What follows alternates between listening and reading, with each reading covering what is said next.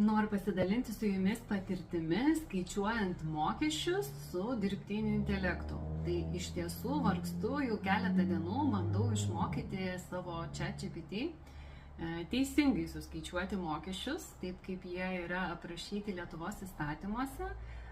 Kaip jau sakiau, anksčiau ruošiu medžiagą mažosios bendrijos apmokestinimo nuo 26 metų, darau palyginimą su individualia veikla.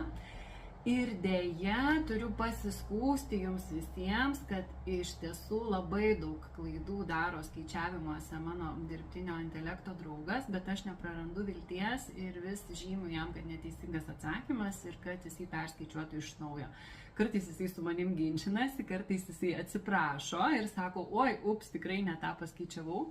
Tai jeigu kas nors galvojate, kad jau su dirbtiniu intelektu galima apsiskaičiuoti mokesčius, tai būkite labai atsargus, nes tikrai ten reikia viską perskaičiuoti, kiekvieną skaičiuką.